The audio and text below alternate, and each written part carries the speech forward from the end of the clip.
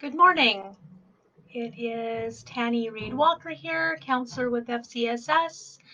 It is Monday morning and it is July 20th, 2020. Today, I actually am going to talk about some things from another book that I super love. This one is about early grief. There are not a ton of resources about going through early grief. And early grief can last even 2 years or more, depending on the relationship that you had with your partner or your loved one, whoever has passed away. So lots of people think early grief would be just in the first couple of weeks, maybe the first year even. But Megan often talks about how early grief can be much longer. Today, what kind of piqued my interest to talk about actually is family, and it's later on in her book. Oh, as you can see, the book is in the background. It's called "It's Okay That You're Not Okay." You can also get it in other ways. I really love the Audible version. She has a fantastic voice to listen to, and even just listening to her talk is really soothing. She has one of those voices that makes you feel like you're cared about, and I think that's really powerful. My favorite time to listen to her would be on a drive. If you have to go somewhere for half an hour, it's really nice to be able to listen to her and reflect. Of course, if your grief is mostly expressed through crying, I wouldn't suggest listening to that while you're driving. Then perhaps when you're just safe and cozy in your own space, that would be a good time to listen to it. If you're here and you're watching, please let me know if you have any comments or want to share anything or have any questions. Of course, I would like to hear them. Also, please message me. You can email me. I actually have a professional Facebook page. It's Tanny Walker FCSS. You can message me on there. I probably could post my work phone number too. Just you can text me if you want. I just would like to know what your experience is, if you're gaining any, you know, assistance with this kind of video, if you have anything that you want to share. I'm hopefully helping change our society and our world's ability to work with grief and to talk about grief and normalize the experience of grief, because we've pathologized it. People think you need to get over grief. People think you need to defeat grief. People think it's something to shove in a box and put on the counter. That's not how this works.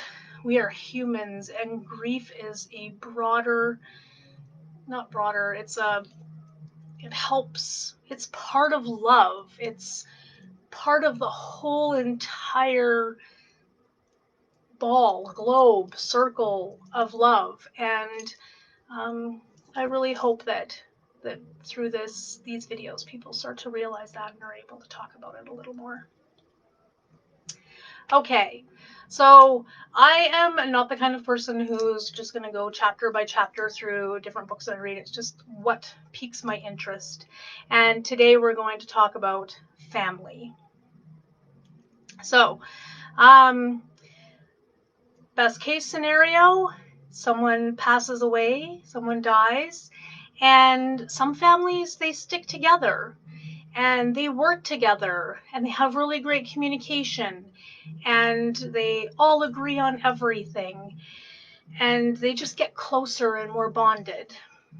That's best case scenario. Unfortunately, it's the exception, not the rule. Most families are very complicated and there's lots of dynamics that are going on before a death, and they can become increased after a death. As Megan says, nothing brings out the crazy like death. Everyone is unsettled. Everyone has their own filter through which the death gets put through. Everyone has their own memories. When a person dies, who they are to each individual person in that family is different. It doesn't matter if you all had the same mom. Your relationship with her is different from each of your siblings. It doesn't matter if everyone in the family had the same brother, sister. If your partner and you have the same child. If all of those things are completely different based on who you are and what your relationship was. And families are systems. So if you have a system and part of the system is suddenly gone, everyone's roles shifts and changes, and that is very complicated. It's like having a chair and it has let's say four legs, and one of the legs goes out. If you're going to sit on that chair, you probably could. You're going to have to make sure you lean on the other three a lot more because that one's not working. And if you're tired and you forget, the chair's going to fall over. Families are like that. Things are not going to stay balanced if somebody dies. And it starts right from the beginning. I didn't get the call right away. I found out through this medium. All I got was a text message. How come nobody informed me when this happened? I hadn't talked to that person for 15 years, but you think I didn't care? You don't think there was something about that I should have known? There's so many things that can be hurtful right from the beginning. And we can't prevent that. We can't prevent people from having their feelings. Our feelings are important. And we don't need to fix everyone's feelings. We are all supposed to be able to learn how to deal with our feelings. They're important and they're part of this process. They are a part of all of the process of life. Then you move into arguments of what to do with the body. There's so many things out there. There's burial. There's do you show the body before? There's cremation. There's more natural burials now. There's like so many ideas. Where does the body go? Do we keep some ashes? Do we divide them up? Who gets what? What are your beliefs? Each person in the family may have different beliefs. There's all these things that are happening, and all of them are really emotionally loaded. And many of us, I'd say probably the majority of us, do not know how to deal with all of those emotions. We haven't been taught. We've learned how to numb them out, how to cope, and that can be very difficult. And then there's a decision. Do you have a funeral? Do you have a memorial? Do you have a celebration of life? Some people want to be there, some people don't. Some people are like, the person that died didn't want to have a celebration of life. And that is tricky. I have my own thoughts on that, and my thoughts are the people that are left behind need to have their memories honored and their relationship honored in their own way. And if your way is to host a memorial, I think that hosting a memorial is good. And people that don't want to be at a memorial, that's okay too. If your idea is to go sit by a mountain lake and reflect, that's yours. Being kind and letting everyone have their own ideas on how to do that is really, really important. And it's really tough to negotiate. And then what about anniversary memorials? Do we do that?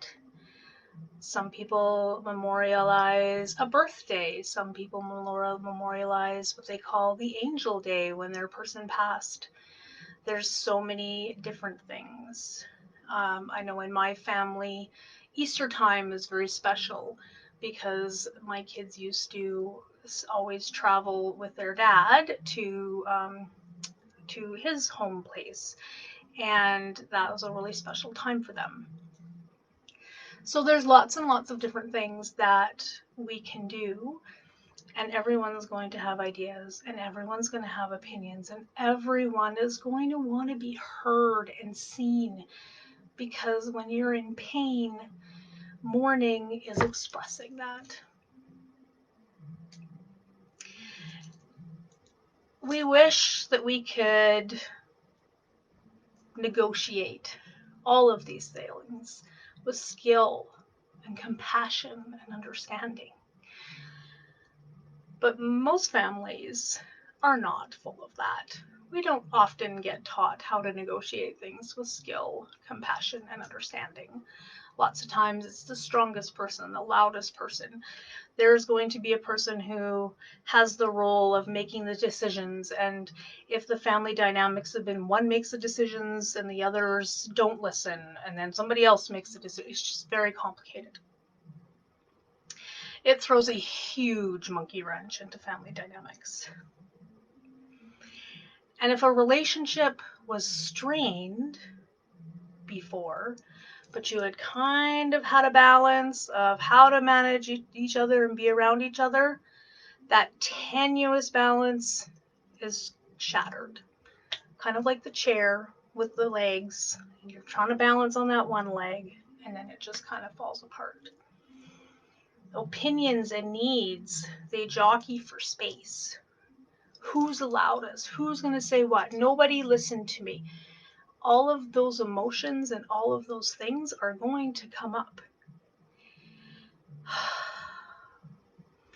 You can hopefully learn to access your own compassion. I will talk more about that in a little bit. Old conflicts can flare up.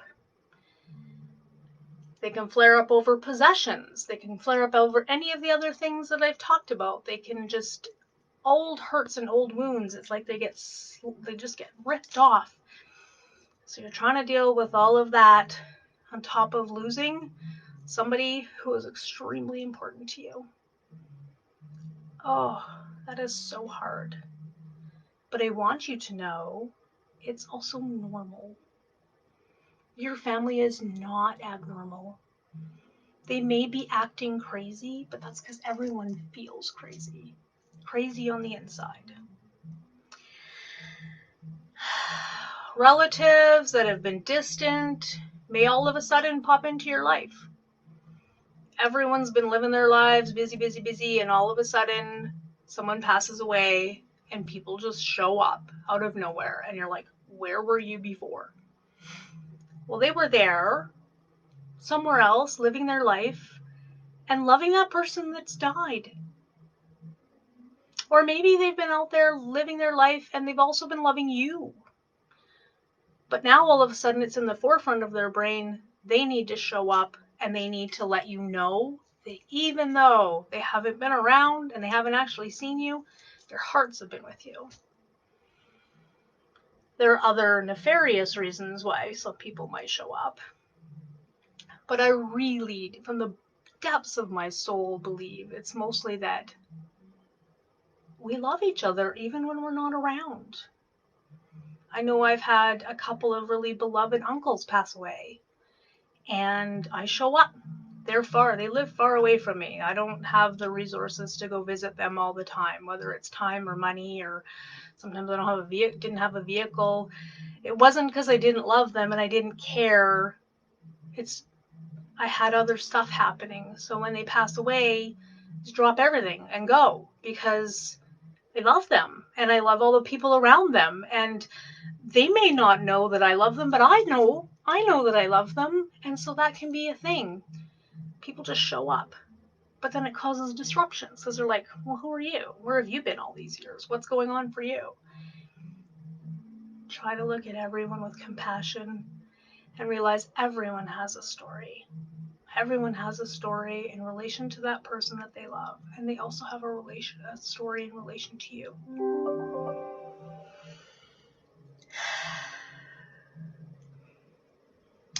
So another thing is sometimes people that you thought had your back, they disappear. It's like, I thought that Aunt so-and-so was so invested in our relationship. And then all of a sudden, Aunt so-and-so is not there. Well, Aunt so-and-so is in her own wounded silence. That cousin that you thought every time you see them at the family reunion, it's like super fun and awesome and you have a good time, and all of a sudden you show up and they're just like shut down. They don't even look at you.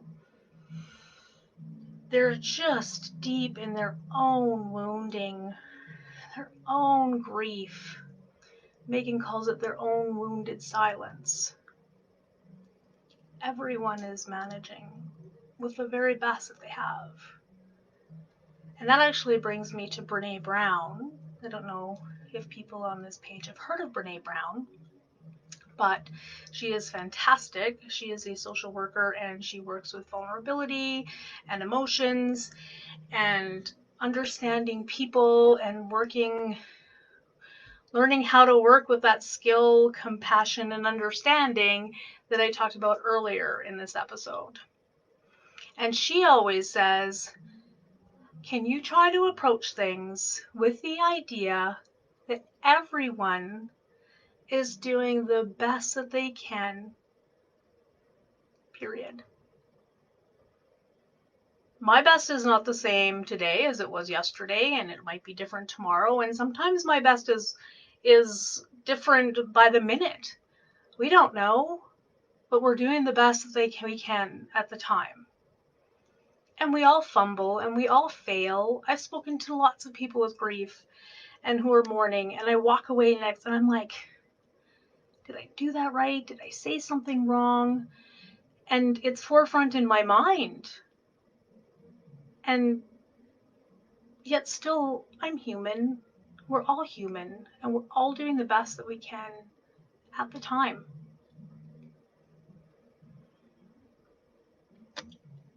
So how people react is often going to be how they react to things pre-death, but ramped up.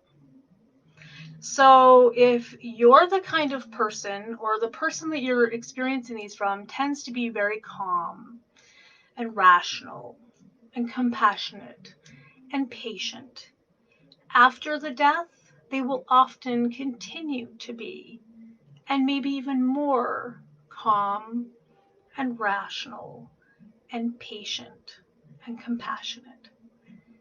Those things tend to grow. If a person tends to be argumentative and blaming and generally have poor skills with conflict and stress, when there's a death, that's probably going to be ramped up. We don't just get hit with a wand that says, suddenly this death is going to make you a compassionate, patient, calm, and rational person. That's not going to happen. People are going to fall back on their stress. And also, it also explains a lot when you talk about the stress response. So the stress response could be fight.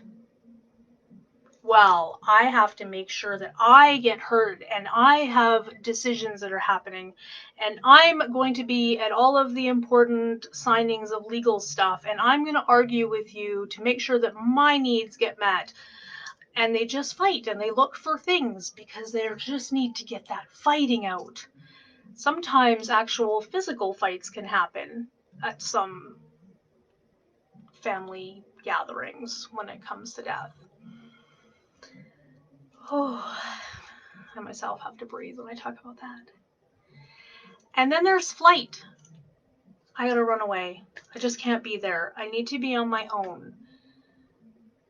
I just am going to create a little bubble that I'm going to live in, and I am not going to be involved in anything. I'm gonna take a road trip. I gotta run. I have to move. I have to get out of here. So that's flight. And then there's freeze. And that person might not answer the phone. They're going to hole up. They're not going to be able to go sign a lawyer's documents because they're just frozen. They can't go to work. They just they can't eat. They can't shower. They're just frozen. And so that's their stress response. So those are very important to realize. There's also one that we call I've heard there's lots of ways of calling it, but I call it tend and befriend. And so those people are action orientated, and they're going to go in and they're going to do the things, and they're going to make the food, and they're going to talk to all the people, and that kind of action orientation is going to be their response to the stress. So you can sit back and you can look at all of your different family members and go, oh, usually in stressful times, Judy Joes, and she just kind of holes up in her room and she spends lots of time listening to music on her headbuds. She goes to the family gatherings and she's got her little buds in and she's on her phone and she's not paying any attention. She's probably frozen, and that's okay. She's coping the best she can. She's not cold-hearted. So just remember what Brene Brown says. Everyone is doing the best that they can. So Megan Devine also talks about the one way to respond to all of the things. Behave in such a way that you can look back at the experience and feel that you could use the healthy skills of negotiation, compassion, and self-advocacy. The way you behave under this stress is the only thing in your control. Well, I don't know about you, but when I read that and listened to that, I thought, sometimes I feel like I'm not under control. I can hear some snippy things coming out of my mouth, or I am just talking and all of a sudden I just like throw something in the sink because I'm just like done. And I thought for a minute, and I'm like, okay, Tanny, what does that mean? What does it mean to realize that the only thing I control is how I behave? And how do I make sure that as much as possible I can behave with healthy negotiation, compassion, and self-advocacy? And I know the very best thing is self-care. If you take care of yourself, you will be in the best place that you possibly can be. And I know it's annoying sometimes to hear about self-care, but it's vital. If you're overtired, how are you going to react as healthy as possible in a really terrible, terrible time? So that means trying to make sure you get enough sleep, moving your body, spending some time in nature while moving your body is super amazing. Healthy food. If people are saying, can I bring you a meal? Yes, please. But please, no high fat, no sugar, no processed stuff. Please bring me fruit. I actually saw on one of my Facebook pages the other day that somebody was like, I am so grateful for the fruit trays and the edible arrangements and the veggie trays that people are bringing, because I don't have to heat it up. It's just there for me to pick at as I'm going by, and I know that I'm feeding my body really good things. So please, if people ask you if they can bring you food, yes. Please bring me fresh food that I can just nibble at, because your stomach is not going to be able to handle that heavy stuff. And the idea of eating is so unappealing. So if there's good things around, try to remember to pick at it. Grab those carrots, grab the broccoli, dip it in some hummus. Try really hard to do that kind of stuff. And if somebody wants to shop for you, again, try to get them to pick up things that will nourish your body. So sleep, moving, going outside, bathing. What's the point? You're too busy. Why would you bother? If you need to bath, book yourself some time. If you're a shower person, try to keep it in your schedule. We don't need to bath every day. It's not that important, but it is important to take care of yourself. Sometimes people find that water coming down on them helps wash away. It's like actually seeing the sadness and the stress and the tension just flowing down the drain. And you can walk out of that feeling so much better. Water is very cleansing, not just for your body, but for your soul, for your heart, for your emotions. Please take care of yourself. Listen to yourself. If you think, it's really crazy, my favorite place to go is writing on stone, I would think, I need to just go to writing on stone. And I just don't even have time. It's like, actually, taking that 4-5 hours to just jump in the car and go there is going to make everything I do so much more successful. Because your brain gets a chance to rest and get away from it. It's very important. So this self-care is super important for you to be able to manage your family, because death doesn't happen in isolation. It shook and tore your world apart. And in the beginning stages, you can't even imagine how other people might feel sometimes. So take care of yourself so that you do have some capacity for that. Be gentle with your heart and be gentle with other people's hearts. When they come up to you and they say the stupidest things or hurtful, they're saying it from a really fractured place themselves. You don't know how this death has affected them. You don't know what it's brought up for them in the past, in the future. I have a husband who has a chronic illness, and he was very close to death. And so death for me brings up a lot in relationship to that time, because I was close. And even now it brings up tears for me.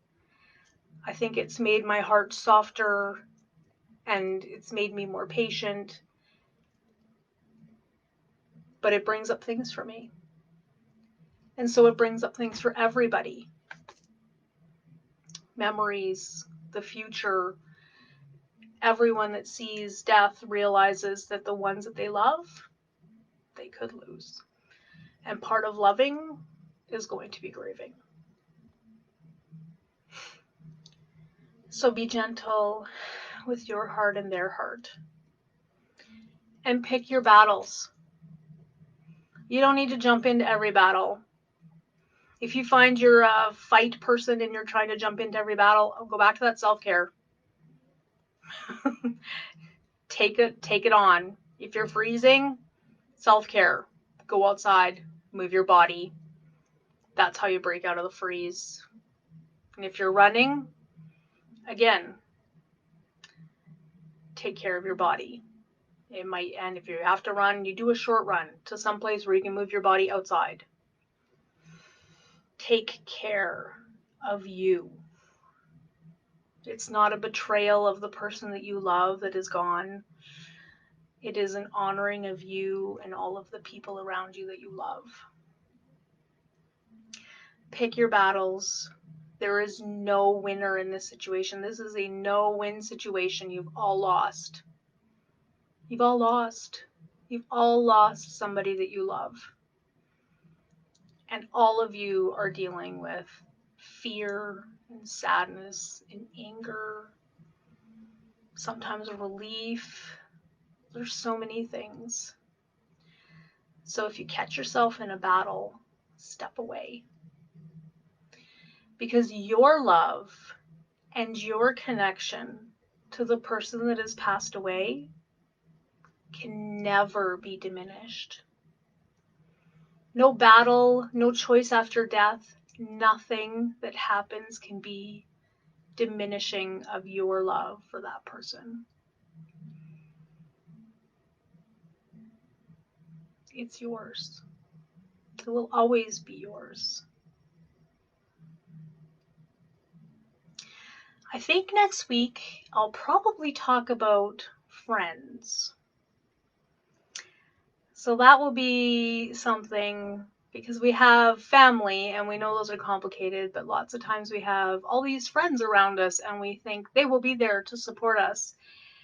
And often we're really disappointed and hurt and have to carry more grief because some of our friends disappear. So next week I will talk about friends.